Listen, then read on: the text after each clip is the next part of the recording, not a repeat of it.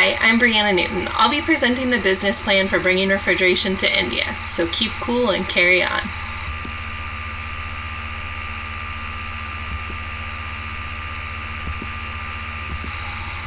Perfect, fresh, and always available food is taken for granted by consumers in rich countries and in an increasing number of developing nations. In India, however, this modern reality is still out of reach.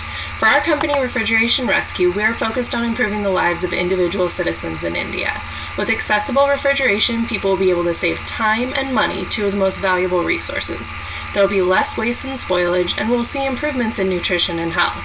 Providing the foundational infrastructure for refrigeration is key to India's food security and public health for its more than 1 billion citizens, as well as to its future as a world-class economy. Refrigeration Rescue plans to offer 2 different levels of our products and services. For those that are part of the middle to upper class and can afford to own a refrigerator in their home, we will sell individual units to them. Many of these homes will have access to the internet and can purchase them online, but we'll also have warehouses where people can shop in person. For those that are part of the middle to lower class that may not be able to afford or have the space for a refrigerator in their home, we'll offer a centralized location with multiple refrigerators where multiple families in the community can come and rent space. This will still give them the benefits of refrigeration without the upfront and maintenance costs that are involved with owning one. Besides being in need of refrigeration, India is one of the most attractive countries right now for multinational enterprises to expand into. Countries with large populations may provide optimal locations for the introduction of new products or services. Many feature appealing climates, increasing access to water and sanitation, and as these countries become more developed, the trend is that life expectancy will become longer, infant mortality will decrease, urban areas will expand, and the gross national income per capita will increase. Countries that have fast-growing economies provide the opportunity for rapid expansion. Our strategies and policies have to be capable of not only driving the sustained economic growth, but also reducing poverty. It makes sense that a country is more attractive when it's well-established, offers cost-effective operations, and it's honest and safe in its dealings. Politically, India's government has been in a state of flux, but improving. Elections have been fair, and the outlook is optimistic, but there is still some instability as the parties in charge have changed often. Also, there are tensions with neighboring countries like Pakistan. Similarly, corruption has been a part of India's history, but they've begun blacklisting companies that have tried to bribe their way into certain contracts. Theoretically, intellectual property rights should be protected, but enforcement of these laws can still be improved in India. Inflation in India has been stubbornly high, with food prices playing a major role in its rise. A lack of refrigerated storage resulting in less produce drives up prices. These are some of the initial risks that need to be mitigated in order to operate efficiently. The infrastructure in India may not be equipped to handle the amount of energy we need. Perhaps expenses is one of the reasons other companies have not attempted to enter India. Also, refrigeration should improve nutrition and health, so we need sanitized products that work properly. These are our strategies for managing these concerns. Cooling technologies can be energy intensive, so we should look for spaces already equipped to handle our demands and invest in generators as backup. Initially, we will need to import products into India, but we should have a long-term strategy for opening up manufacturing facilities. To ensure we offer a quality product and service for our group locations, we can have routine inspections and, as an incentive, offer space to individuals who volunteer to help clean.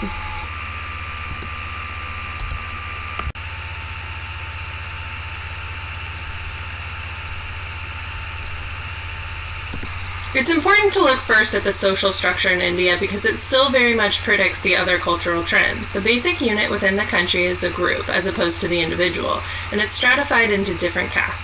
As a rule, intercaste marriages are not permitted, but as urbanization spreads, social mobility is becoming more common. However, it's expected that the collectivist nature of the country will remain intact. Within these caste levels is another social structure. Most of the families in India are under a patriarchal setup. Men are generally the ones earning the family's income, and the fathers have control over the family unit as the head of the family. The implication of these trends for our business is that even if women are the ones using the refrigerators, it's the men in the society that we'll have to sell to and convince of the technology's usefulness. Also, it's possible that individuals in the upper castes will be able to afford the individual refrigeration units we offer, but those in the lower castes may pursue a collective group action and look to rent space in the refrigerators placed in a centralized location. By offering 2 options, we'll be confronting the class consciousness that still exists in India, but is being minimized with continued urbanization. Since India is such a vast country, certain customs and traditions can vary from region to region. There are several religions practiced throughout India, but unlike the caste system which creates division, differences in religion seem to be tolerated, even considered to collectively play an important role in maintaining the harmony, culture, history, and peace in the country. For the people of India, religion adds purpose and meaning to their lives. This is because religion is more than their beliefs. It also includes how they view ethics, rituals, ceremonies, and philosophy. So in India, festivals are celebrated with much fanfare, and as a business owner, we have to be respectful of their major holidays in which all work comes to a halt, especially in the spring and fall seasons. Another implication we have to be sensitive to is the changing view citizens have of material wealth. Leaders like Gandhi advocated spiritual achievements over material ones, so that may have had a negative impact on the economic development of the country. However, modern India is a dynamic, entrepreneurial society with hardworking individuals contributing to a growing economy. When starting out, it'll be important to have employees or consultants fluent in Hindi. This is the official language of India. However, English is also widely spoken. Potentially more important, though, is the unspoken language that needs to be understood in order to do business in India. Notable differences between the American and Indian cultures are in the areas of personal space and timekeeping. The lack of personal space in India will take some getting used to for Americans, but a populous country can benefit our business simply because there are more customers available. They value spoken communication over written communication, so one suggestion is to do both in order to be accommodating, such as draft an email but follow up it with an in-person visit or a phone call. Yet they also have a more indirect style of communication, so it will often take multiple meetings in order to reach a decision. Indians are also known for their lack of punctuality, so we should be prepared for very few meetings to begin on time and for many deadlines to change. Our business is based on bringing a fairly standard technology into a country that is significantly behind other countries in a few areas, education being one of them. India is predicted to have a surge of an 80% increase in their pool of highly educated manpower being available, which is on pace to outgrow America and China's resources. My recommendation is to invest in local education with scholarships and internships that will have these young adults beginning their career with us after they finish. With over 1 billion people, India is the world's second most populous country. Birth rates have fallen in recent years, but they're still well beyond the replacement rate, with women having on average more than 2 children. 20 years from now, India will still be a rather youthful country with a median age of 31 to 32 years. I think this presents us with a good long-term growth strategy. These young adults will have been exposed to more and more technology, so they'll see refrigeration as a common element in many households across the world, which will increase their demand for our products and services. In the meantime, despite 2 decades of exceptionally rapid economic growth, material poverty is still widespread in India.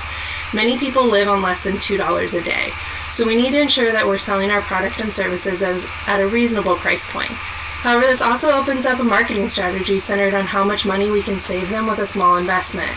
They will immediately see benefits when the small amount of food they can purchase at a time can last longer and be less susceptible to spoiling. There are many factors that go into determining which location or which country is most advantageous for a company to expand into when looking to become a multinational enterprise. Cost is just one of those factors, and costs go beyond real estate prices and labor rates. It also includes raw materials, energy, transportation, trade barriers, and currency exchange rates to consider. Additionally, costs matter in different ways to different manufacturers. For example, we need affordable energy for our group spaces and low-cost labor and prices for transportation and delivery of our individual units. Between these different types of costs are trade-offs, and some of these trade-offs are hard to measure. But it's these myriad of considerations that companies have to take into account when choosing what part of their business to send overseas, where, when, and how.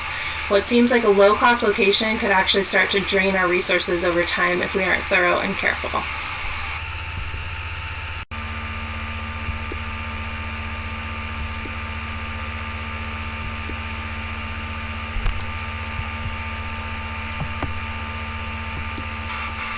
Our company will benefit the most by expanding with an international strategy. We'll be capitalizing on core competencies and transferring those to foreign markets where indigenous competitors lack the same knowledge, skills, and abilities. Refrigeration is a universal need, but we have very few competitors trying to meet this need in India. This will allow us to enter the market with a higher price point than if we had other brands edging in on the territory, so pressures for reduced costs are lower, other than those that come from having a recovering economy in India. Also at this time, we do not have other locations running, which if we did and they were successful, it would help us offset costs and better be able to pursue aggressive pricing for our products and services in India. Perhaps even open our own manufacturing facilities at the same time. However, economies of scale are just not realistic for our business at this time. And since our product does not need overcomplicated customization, the pressure for local responsiveness will be low. We're meeting the locals' needs by having two different business models, one for the individual buyer and one for group rentals. The same refrigerator can fulfill both options. Our competitive advantage comes from being an early entrant in this business with the capability to evolve with the host country as their needs for our products and services shift. Overall, India's culture is primed for change. In many ways, they're holding on to their past traditions like the caste system, a patriarchal society, and ancient religions. But in other ways, they're embracing future possibilities like speaking English, becoming more educated, and living longer. Our business does something similar. By introducing refrigeration in India on an attainable scale, we're bringing what some would consider outdated technology into a society poised for advancement. To execute this global business plan, we have to not only consider the cultural environment we're operating in, but also the implications it has on the actual execution of our operations.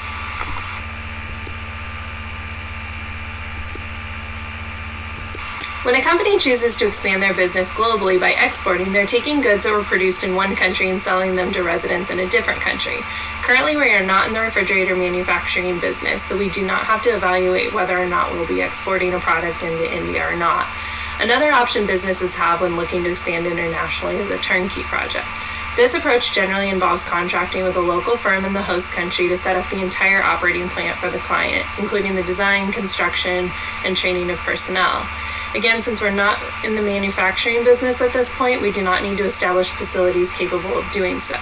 The closest we may get to a turnkey operation is if we acquire certain spaces for the group rentals that are already prepped with the necessary utility connections.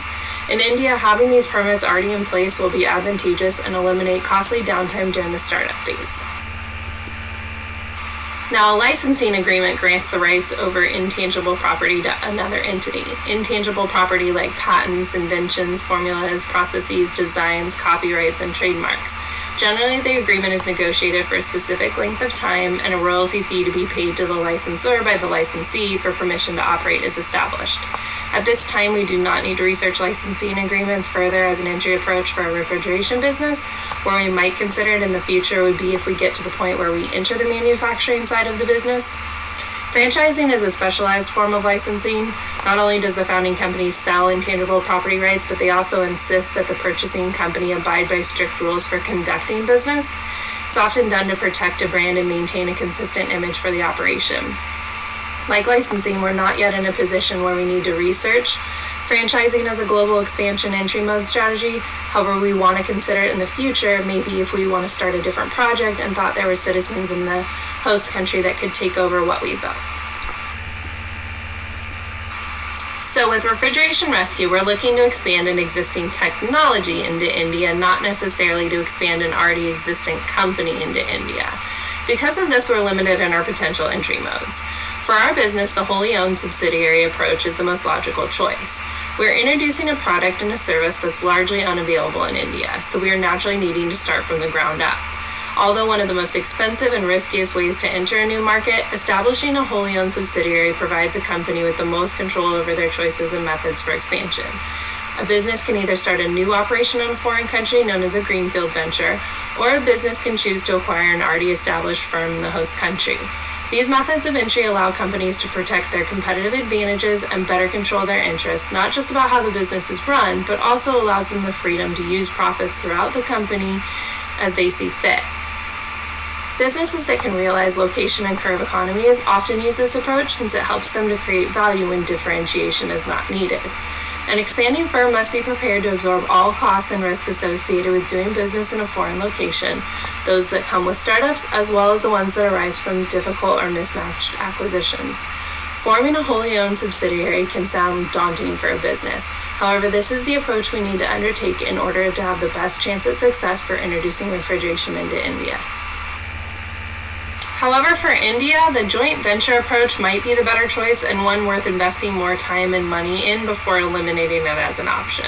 This means creating a business that is jointly owned by two or more otherwise independent firms, usually a 50-50 split, but can be other ratios depending on controlling interests. This approach has an advantage that solo entrants do not experience. By partnering with a local firm, the expanding corporation can benefit from their knowledge of the host country's competitive conditions, culture, language, and political systems. In a joint venture, risks and costs are shared, which is good, but this shared responsibility also means some degree of lack of control for both sides that may lead to conflicts. And it's possible that more than risk and costs will be shared. Proprietary technology may be compromised in a joint venture, leading to future rivalries within the same or competing industries. India's economy is growing, but along with that, the government is experiencing growing pains and still figuring out how to regulate foreign direct investment opportunities. Finding a local firm to partner with, either starting out in the same industry or established in a similar one, might provide us a more stable foundation to build upon.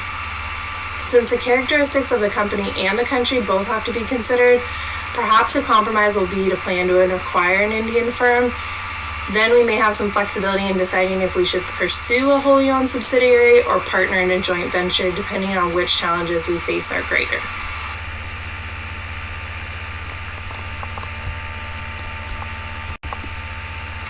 Despite having one of the largest workforces globally, India's labor force participation rate is one of the lowest. This disparity between working age population and the actual working population may in large part be due to the fact that India has the lowest proportion of women in the labor market.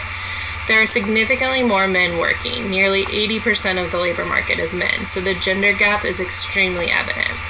Not that surprising in a patriarchal society. Among this predominantly male workforce, most are between the ages of 25 and 54, but overall, India has an aging workforce with many workers being between the ages of 55 and 64, as well as even 65 and older. This means that for those workers that are between the ages of 15 and 24, there'll be many opportunities available to them in the future as the previous generations retire.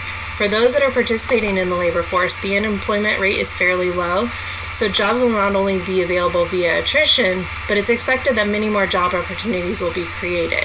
India has potential with a relatively robust workforce currently in place and a growing generation of well-educated young people and women poised to join the labor market in the coming years. Outsourcing labor to India is popular for many companies because workers make about $2 an hour, and on average, production workers make even less. However, jobs in the machinery and equipment segment of production jobs are the third highest paying jobs and employ about 13.3% of those industry workers. If we consider opening a production facility with our operating facilities in India, we can pay competitive wages that are more than others in the manufacturing industry, but are still less than what we would pay in other countries.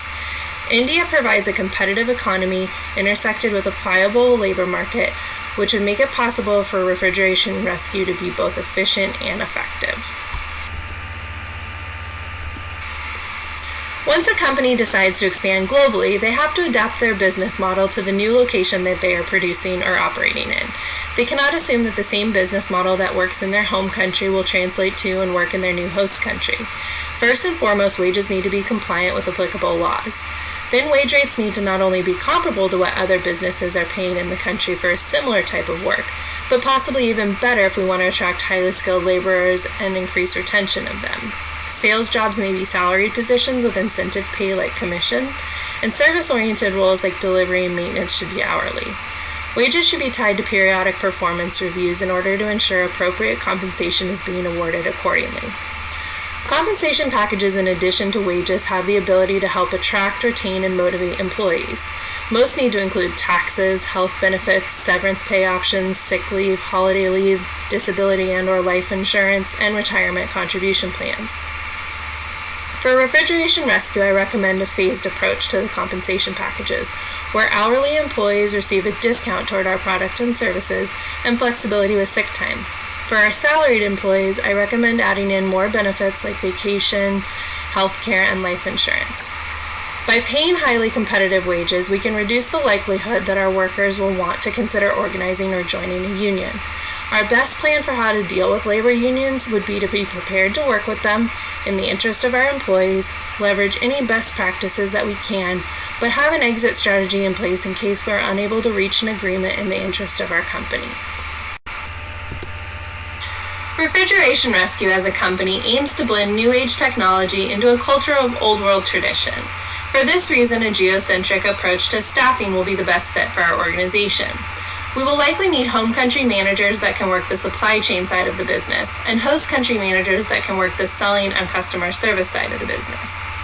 Since we'll have employees of mixed nationalities, it's recommended that we pay executives similarly, equalizing their pay on a global standard.